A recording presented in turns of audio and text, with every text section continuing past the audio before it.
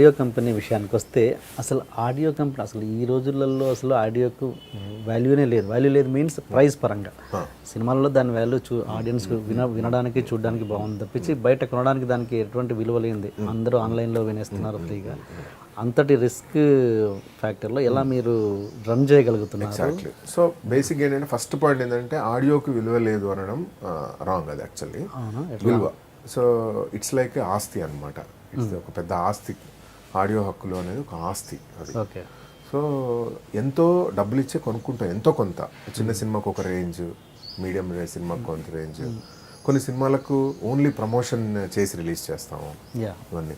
But every music has got some value అనమాట. Okay.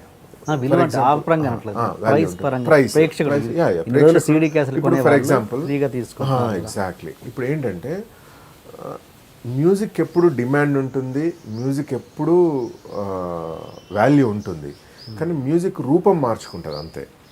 Okay. అప్పుడేమో అవి పెద్ద పెద్ద డిస్కులు ఉండేవి, అవి వాటిని ఏమంటారు గ్రామ్ ఫోన్ రికార్డ్స్ ఉండేవి. ఆ తర్వాత క్యాసెట్స్ వచ్చాయి, తర్వాత సిడీస్ వచ్చాయి, తర్వాత పెన్ డ్రైవ్స్ వచ్చాయి. ఇప్పుడు అంతా డిజిటల్ మ్యూజిక్ అయిపోయింది. సో డిజిటల్ మ్యూజిక్ ద్వారా ఎలా సంపాదిస్తాయి అని అంటే, ఇప్పుడు ఫర్ ఎగ్జాంపుల్ టీవీ సీరియల్స్ ఉన్నాయి, టీవీ ఫ్రీగా చూస్తున్నాం కదా. ఫర్ ఎగ్జాంపుల్ 125 రూపీస్తో 200 కడితే మొత్తం 200 ఛానల్స్ ఫ్రీగా చూస్తున్నారు. దట్ డజంట్ మీన్ దట్ అది ఫ్రీ అని కాదు. దాని వెనకాల రెవెన్యూస్ ఎలా జనరేట్ చేసుకుంటారు, అడ్వర్టైజ్మెంట్స్ ద్వారా రెవెన్యూస్ జనరేట్ చేసుకుంటారు. ఫర్ ఎగ్జాంపుల్ రేడియోలో మన సాంగ్ ప్లే అయింది, మా మ్యూజిక్ కంపెనీ సాంగ్.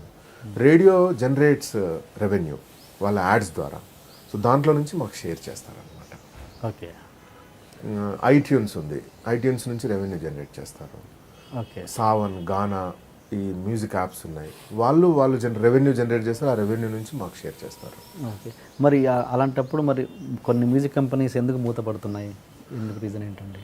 అంటే రీజన్ ఏంటంటే, అంటే వస్తున్న చేంజెస్ను కరెక్ట్గా గ్రాస్ప్ చేసి ఓపిక ఉండాలి.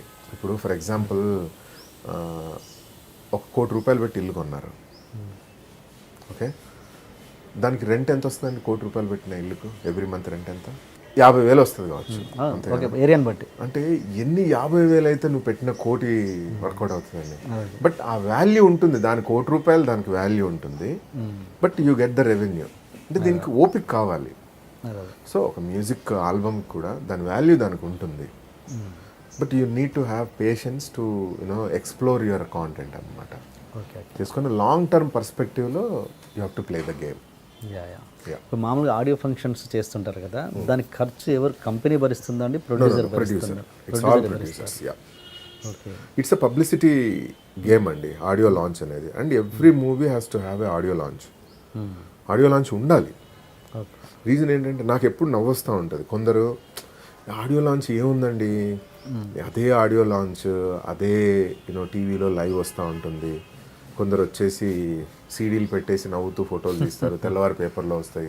దానివల్ల ఏమొస్తుందండి అని అంటారు. డెఫినెట్లీ ఐవాల్స్ అంటే ఉంటాయండి. అంటే ఓహో ఈ సినిమా ఆడియో లాంచ్ అయింది కాబట్టి రిలీజ్కి రెడీగా ఉంది. జస్ట్ ఇట్స్ నాకు నవ్వుకుంటూ అనుకుంటా ఉంటాయి. It's like audio launch is like A marriage అనమాట. శోభనానికి ముందు మ్యారేజ్ టైప్ అనమాట. మ్యారేజ్ లేకుండా శోభనం అయితే ఎలా ఉంటుంది? సో అలా ఆడియో లాంచ్ లేకుండా సినిమా రిలీజ్ చేస్తా కూడా అలానే ఉంటుంది ఆ publicity. I've seen many movies audio launch లేకుండా డైరెక్ట్ సినిమా రిలీజ్ చేస్తారు. చాలా మందికి తెలియదు, అవునా సినిమా రిలీజ్ అవుతుందా అని అంటారు అనమాట. సో ఆడియో లాంచ్ ఉండాలి, అది మ్యూజిక్ లాంచ్ ఉండాలి, పెద్దగా ఉండాలి. సో చూడండి, మొన్న ఇప్పుడు ఫర్ ఎగ్జాంపుల్ ఖైదీ నెంబర్ 150కి ఆడియో లాంచ్ లేదు, బట్ ప్రీ రిలీజ్ ఫంక్షన్ చేశారు. దానివల్ల హైప్ ఎలా వచ్చింది చూసారా? Everyone talked about it. ధృవాగ్ కూడా అంతే, ఆడియో లాంచ్ లేవచ్చు, but there has to be some event before the release. Okay అండి. అండ్ ఇంకోటి, ఆడియో ఫంక్షన్స్లో మీరు అన్నట్టు మ్యూజిక్ అంతా ప్రేమించే వాళ్ళు కదా, లిరిక్ రైటర్స్కి దాని సినిమాకి ఆ పాటలకి ఆ మ్యూజిక్ సంబంధించిన వ్యక్తులను ఎక్కువగా గుర్తించడం జరగదు. ఎందుకు అది? అండి, దట్స్ అ మిస్టేక్ యాక్చువల్గా. నా మట్టుకైతే, నా సినిమాల మట్టుకైతే ఆ ప్రాబ్లం ఉండదు. ఫస్ట్ నేను గౌరవించేది వాళ్ళనే, మ్యూజిక్ డైరెక్టర్ను, లిరిసిస్ట్లను, సింగర్ని గౌరవిస్తాను నేను. నా మ్యూజిక్ లాంచ్లో చూస్తే they will be part of my journey. అక్కడ ఆ మ్యూజిక్ జర్నీలో వాళ్ళు పార్ట్ ఉంటారు డెఫినెట్లీ. నా మట్టుకైతే దట్స్ ఫర్ షూర్. బికాజ్ వాళ్ళే స్ట్రెంగ్త్. నాకున్న చిన్న సినిమాలో వాళ్ళే ఆ రైటర్లు, సింగర్లు, వాళ్ళే మంచి స్ట్రెంత్ నాకు. Please subscribe to Please subscribe for more videos.